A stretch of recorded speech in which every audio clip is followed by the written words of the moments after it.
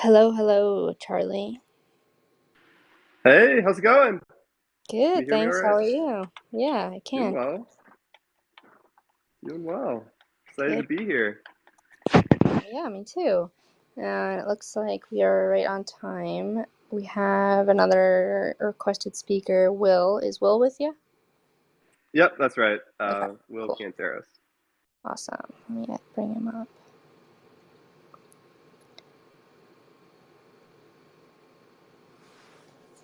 Hey, what's going on? Hey, Will, how are you? Doing well, doing well. Happy Thursday. Yes, happy Thursday to you. Thank you both for joining us. I will go ahead and we'll dive right in, give a little bit of alpha to these early listeners maybe, and then hopefully a few more folks will join us. Actually, what I might do is everyone here, if you wouldn't mind, please go ahead and retweet this space out, or share it maybe in Discord. Try and invite some friends to come tag along for the fun. And with that, I will go ahead and dive right in. So, Will or Charlie, whichever one of you would like to take this one, could you just open up with a bit about the project and yourselves and where you fit on the team?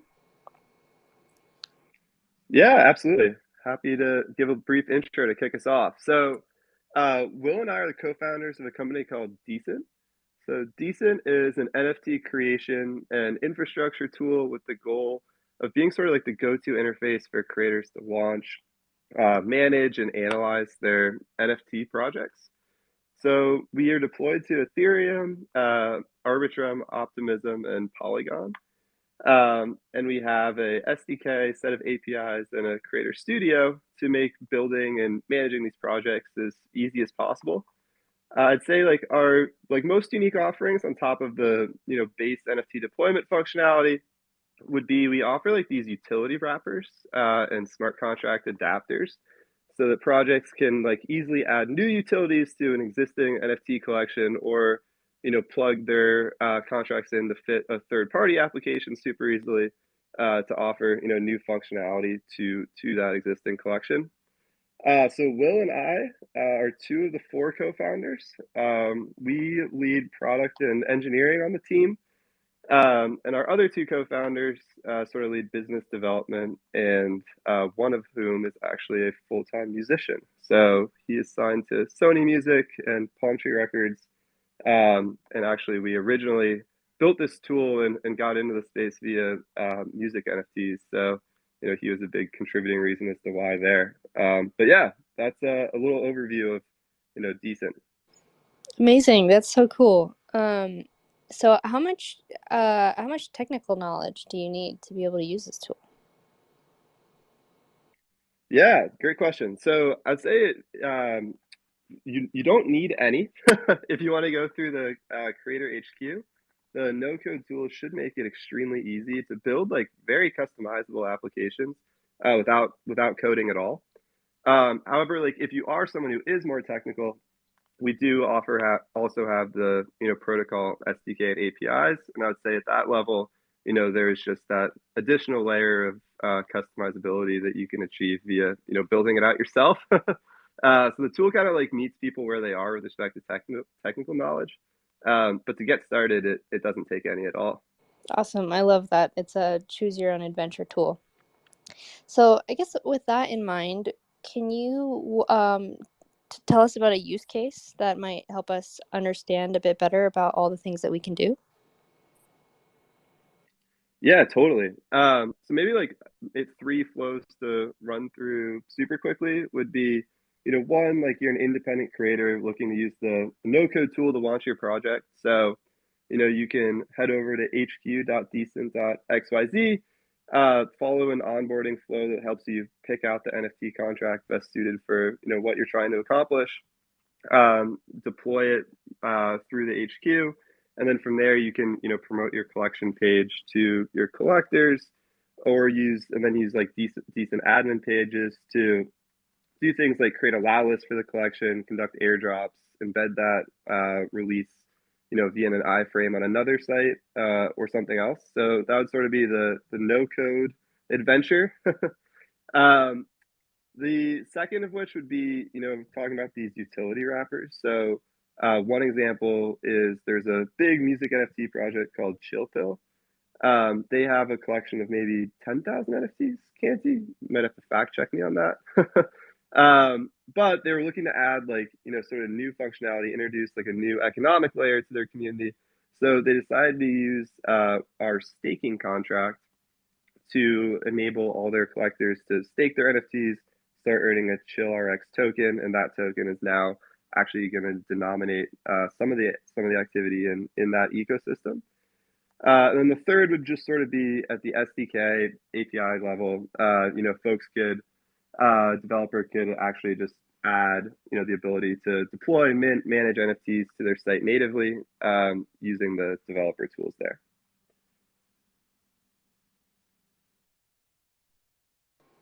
Sorry, I was talking there. I forgot I was muted. Awesome, very cool. So, which you kind of walked through a few different flows there. Which types of people or projects have so far been most excited for your projects? Is it individual artists or like DeFi protocols, people who are more like Web2 native gaming projects? What's your main audience so far? Yeah, happy to get into this a little bit more. I mean, kind of currently, like, given some of our backgrounds and previous experience sort of in the music industry, we've actually like really onboarded like quite a lot of artists and really seen like pretty sizable amounts of mint and like volume through our protocol through musicians and artists. With that being said, we very much are building like a very generalized platform that really offers use cases kind of across the board, and have seen like an increasing amount of projects and people that are either Web2 native or looking to build like slightly kind of more complex platforms and mints through our site. Like a good example of that is for example, there was a team recently that wanted to do a mint through Decent that required them to follow him on Lens beforehand, and we kind of spun that up and made like a very very seamless kind of like on chain flow for users to do that, and then mint through Decent. Really like in a very very seamless way, kind of all embedded within their own website. Oh, that's super cool. So you were able to like set specific parameters that people had to complete first before they could mint that using your tool. Yep, exactly. And the flow to do that actually is like not like really too technical at all, kind of on the front end. So if anyone else is actually interested in sort of building in that space or minting in that space, the general like UX is super super clean from like a non crypto native perspective. Nice, I love that. Yeah, one thing to add on to that too is we've definitely seen with respect to usage in the protocol, like increasing amounts of like non-financial applications of NFTs driving a lot of volume as well, particularly on layer twos. So, NFTs are proving to be like an awesome carrot to get, a collector to do something in real time. So for a lot of creators, that means like growing their addressable audience. It means like getting emails or Twitter followers into their funnels so that they could, build out their own CRMs and being able to actually like accomplish that via claiming flow, where the NFT at the time of minting like has some net present value, is proving to be like pretty powerful in the space that we're definitely been excited about and anticipate continuing to grow as we dive in further there. Yeah, that's an interesting contrast between like the old way of getting people to stay in touch with your work versus a newer, more, uh, unbeatable way, I guess, to get people to stay in touch with your work. So what are some of the remaining hurdles for these artists and getting them to sort of see the light that in trying this out? Yeah, happy to kick off and Canty, you have some thoughts as well. I would say like one thing that's particularly true in the music space is NFTs themselves. So I'm sure this won't come as a surprise to anyone, but still have like considerable amount of stigma around them and carry like a fair amount of just brand risk for an artist to be associated with them. Um, so I think that like it'll be increasingly important for I mean, I guess I should preface by saying like expect that to subside over time, and like NFTs have clearly demonstrated like to be very powerful capital formation tools for these artists. So I expect that to win out. However, do expect like a way to start to like bridge across some of that stigma that exists today. Is NFTs will kind of increasingly be marketed via like the immediate utility that they're providing versus like the word NFT themselves. So like in this non-financial example, it might be an easier pitch to an existing music artist who's really skeptical of NFTs to be like, hey, like why don't you have this opportunity where your fans can like join their sort of private network, access to you, join like your preferred CRM or whatever, however they want to phrase it, and that offers like a nice utility to the artist. They can sort of start to see like what is the value of actually like creating this network of addressable wallets without having to be like tainted or concerned with the NFTs themselves. So that'd be like one area where we're definitely spending a decent amount of time. But yeah, Canty, I don't know if you have other thoughts there to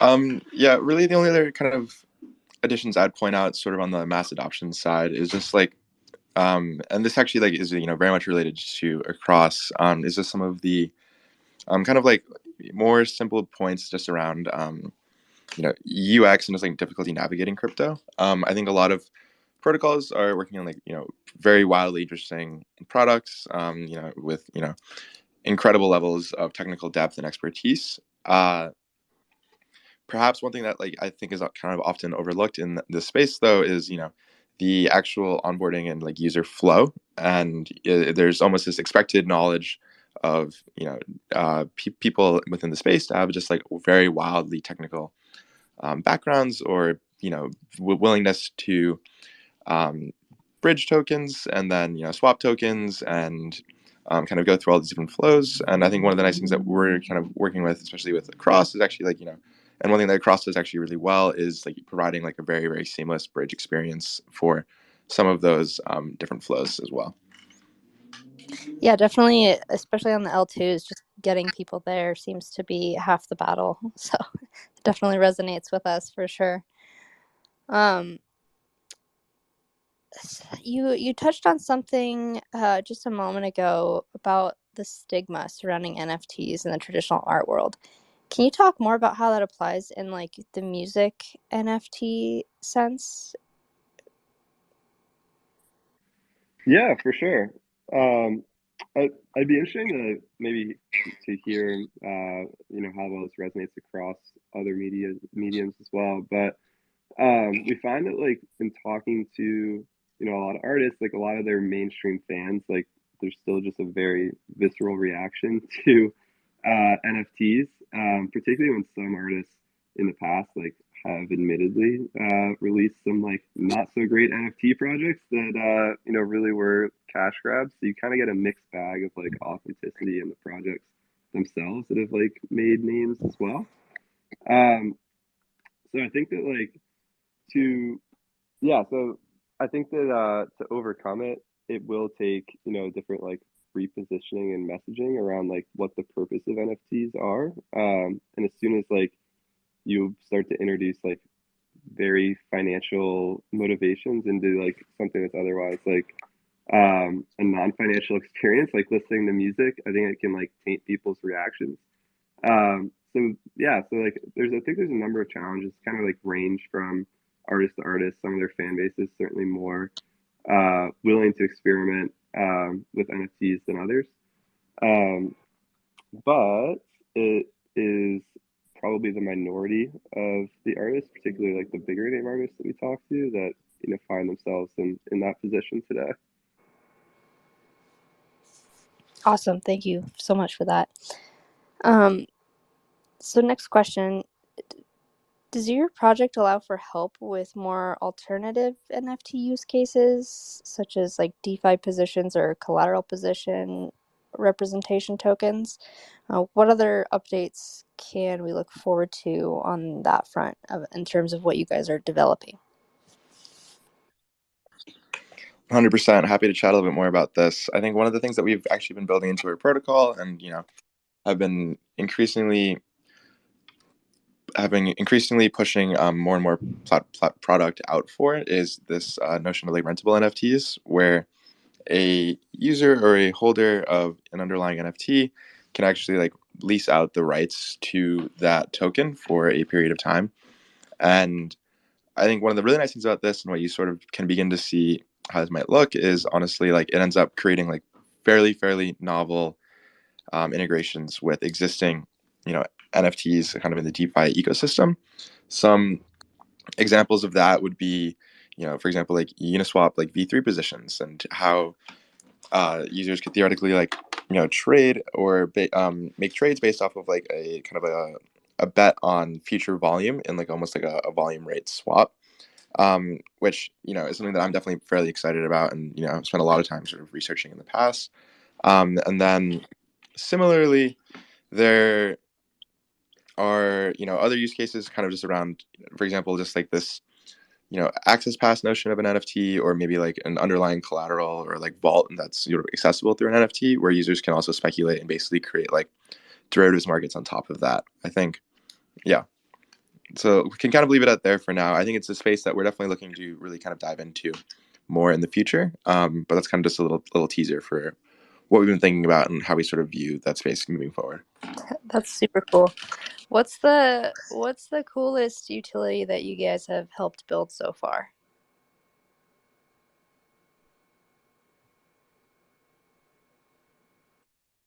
Um, yeah, I'd say like probably my favorite has been some of these, claiming flows where users will have to validate that they've, either submitted an email address, followed the creator on Twitter or Lens or both, as part of the minting process. Although I will say, um, the wrappers are certainly like a very exciting space, the rentable wrappers in particular. And those are, although not existing implementations, probably the functionality at this stage that we are the most excited about. Next question for you. Can you give us a bit of a preview of what you guys have planned for ETHDenver? For sure. So the two of us will both be out there next week. We're hosting an event on Friday. It's from 3 p.m. to 1 p.m. to 1 a.m., I believe, with a number of other companies. But it'll be a mix. It's called it'll be a mix of early in the afternoon, a little hackathon, and there'll be sort of panels in the late afternoon, going into a set of artist performances in the evening. It's hosted by Jade and Violet, and this series of events that he's called the Ultraviolet Raves, and we'll be co-hosting it alongside Reveal, Consensus, and a couple other companies. So other than that, though, we'll just be hanging out, meeting with other folks and builders in the space. So definitely be down to catch up with anyone out there. Nice. Sounds like you guys have a pretty packed schedule. Should be fun. So what I'd like to do next is do some silly fun questions. You offered to just chat about the NFT space generally. Tell me about some of your favorite L2 NFT projects, and why. Why are they so cool? What are they doing?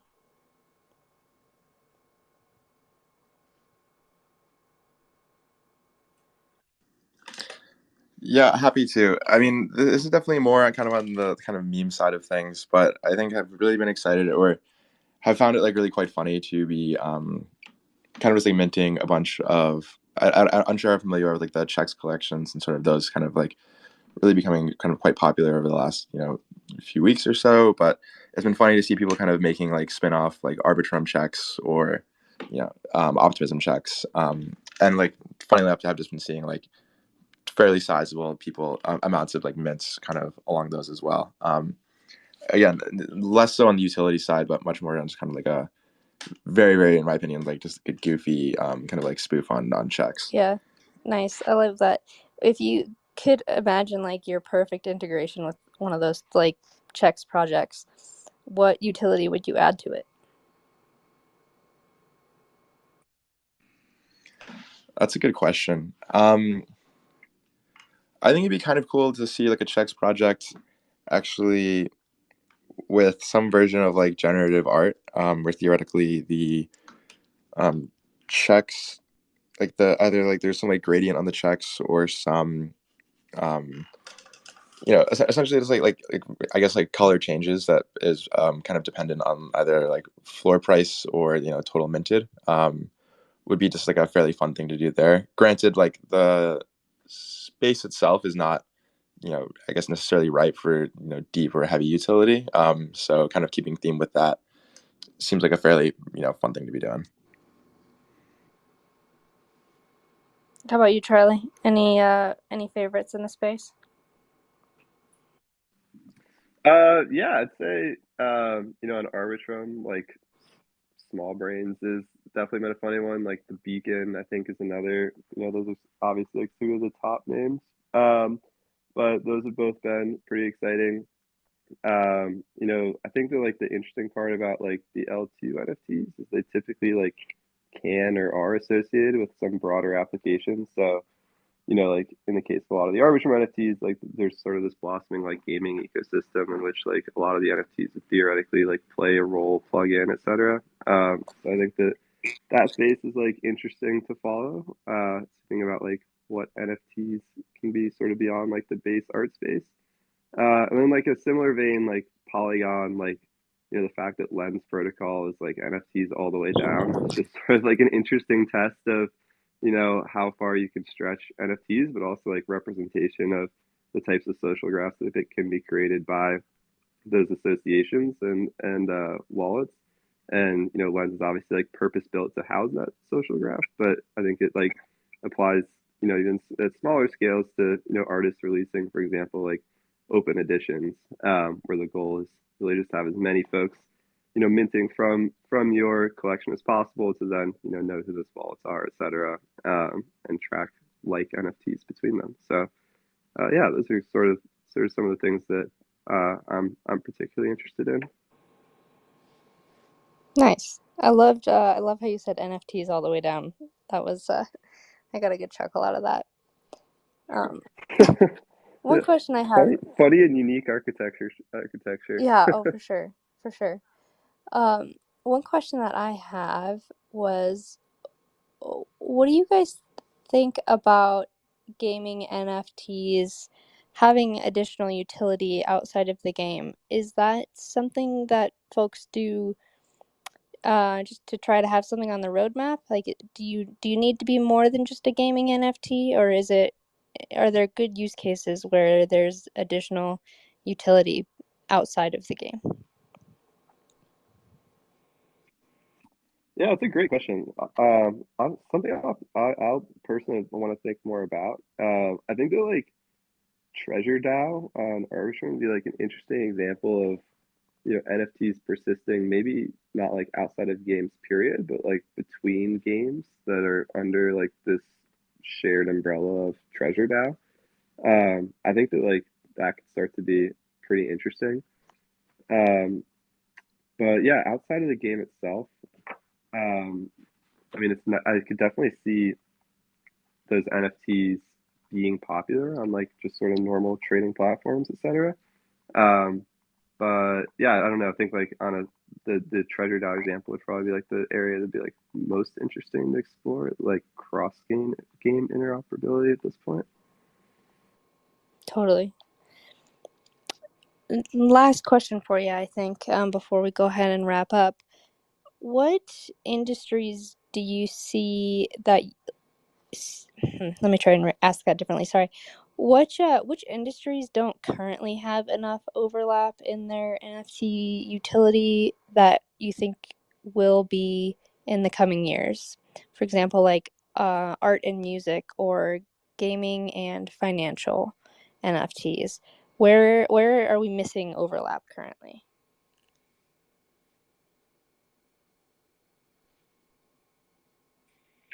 Yeah, great question. I think that like, you know, cultural markets broadly were a really good starting point for NFTs because, for example, like a song, like all of the like fundamental price action and like what that song is worth is like strictly a function of just how many people like it. Like it's all behavioral in nature, and NFTs follow like similar pricing patterns, which makes them like a really good candidate to then be the way in which like that art and medium is valued. Um, I think as we start to think around like newer NFT primitives, like something that we're definitely excited about and have come up, once or twice on during this convo would be like rentable NFTs. The macro take on like why we're excited about rentables is if NFTs are to be property rights, they should be rentable. Like by holding a piece of property, like the land, like a landlord holding a piece of property, buying a building, like you want those property rights to be able to like earn off your holding of it.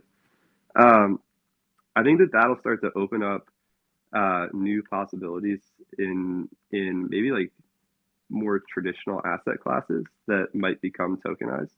So as we think about like real world assets are becoming quite hot in Web3 generally, but NFTs specifically as well. Expect like rentable NFTs to make those sectors much more attractive to start to tokenize some of the underlying assets. Do you think there's less of a perceived risk when something is rentable?